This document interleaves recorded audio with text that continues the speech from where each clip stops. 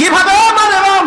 বলে আমার মারার কৌশল, একটা পাথর নেব, নামাজে যেহেতু দাঁড়াই আর কেউ পাশে নাই, আমি পাথর দিয়ে পিছন দিক দিয়ে মাথার উপর মারবো, চির জনমের জন্য কতল হয়ে যাবে। নাউজুবিল্লাহ।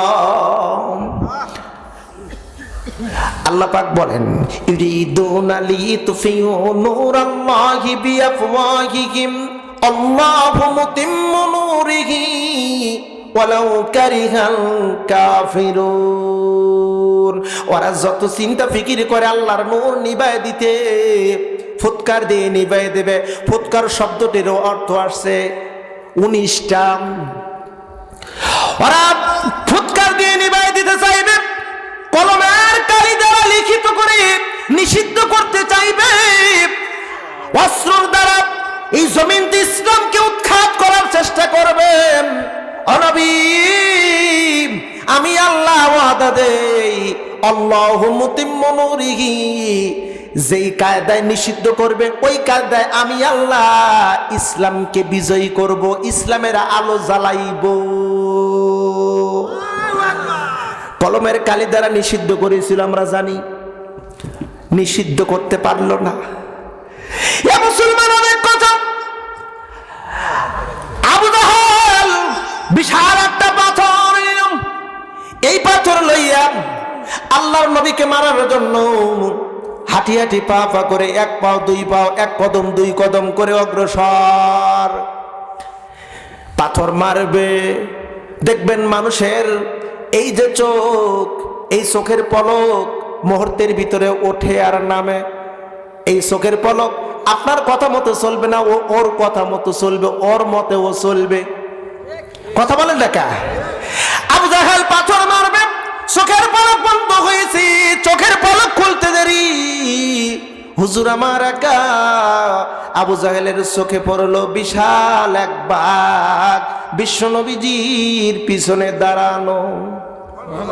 এত ধীরে বললেন, জোরে বলা যায় না? আল্লাহ কয়, ইন্নাহুম ইয়াকিদুনা কায়দা ওয়া আকিদু কায়দা ফামাহিলিল কাফিরিনা আমহিলহুম রুয়াইদা। সিল্লা এখন এটা আল্লাহু আকবার। বাঘ যখন দেখছে, সাধারণত মানুষ যদি বাঘ দেখে ভয় হবে নাকি সাহস একটু বেশি হবে? জোরে বলতে হবে, ভয় হবে না সাহস হবে?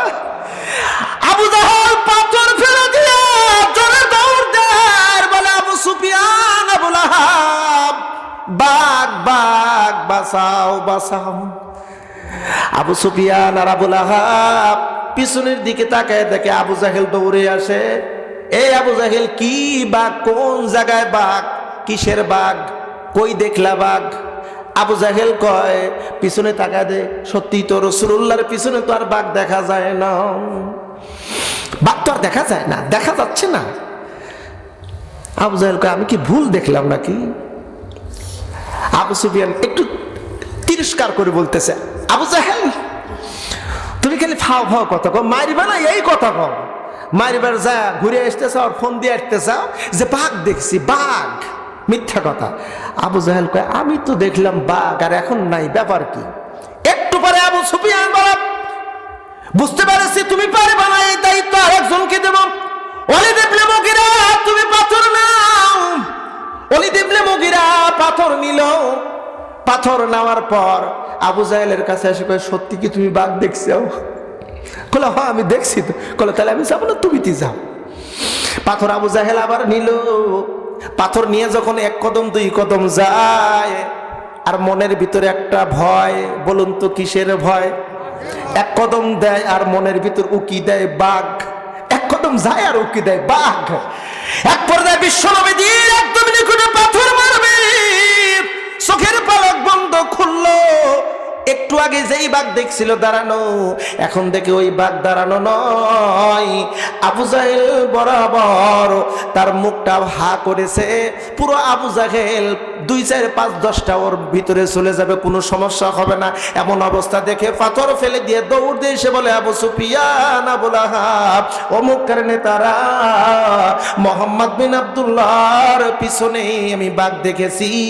অতএব এই বাঘটা কি হবে জানি না, তবে মোহাম্মদ বিন আব্দুল্লাহ কেমন, তারা আল্লাহ তার সাথে আছে। আল্লাহ আল্লাহু ইয়াসিমুকা মিনান নাস। নবী আপনি দাওয়াত দেন, আপনার রব আপনার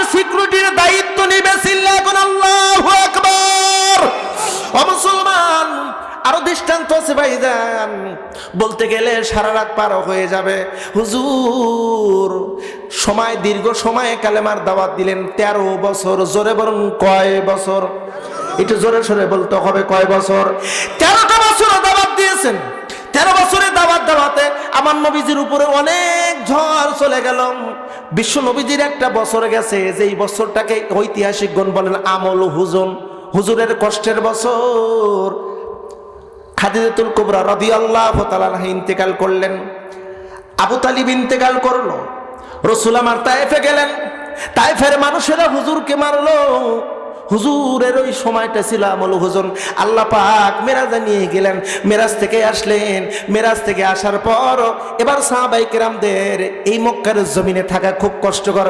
হুজুর আমার সবাইকে অনুমতি দিচ্ছে, যাও যাও তোমরা মক্কা ছেড়ে চলে যাও। কেউ গেল আবুসিনিয়ায়, কেউ গেল মদিনায়। আল্লাহ নবী প্রকাশ্যে বের হতে পারবে না। মক্কার কাফের বেঈমানরা অটুট, সিদ্ধান্ত অটুট, যেখানেই পাইবা নির্যাতন করবা। আল্লাহ পাক বিশ্ব নবীর উপরে কোরআনুল কারীমের এই আয়াতটা বারবার নাজিল করেছে। মক্কায় নাজিল করেছে কয়েকবার, মদিনায় নাজিল করেছে 2 বার। উদউ ইলা সাবিলি রাব্বিকা বিল হিকমাতি ওয়াল মাউইদাতিল হাসানা। ও নবী মানুষদেরকে ডাকেন একটু কৌশল অবলম্বন করে। মক্কায় দাওয়াত দিয়েছি বিশ্বনবী কৌশল অবলম্বন করে, আবার মদিনায় দাওয়াত দিয়েছি, মদিনায় দাওয়াত দিয়েছি ভিন্ন ভাবে। অমুসলিম আল্লাহ পাক বিশ্বনবীকে বললেন, নবী গো আজ কয়েকটা দিন একটু আত্মগোপন থাকেন, অর্থাৎ আপনার ঘরের ভিতরে একটু আপনি বিশ্রাম করেন, বাহিরে যাওয়ার দরকার নাই। আপনার রব আপনাকে হুকুম দেয় আপনি ঘরে অবস্থান করুন।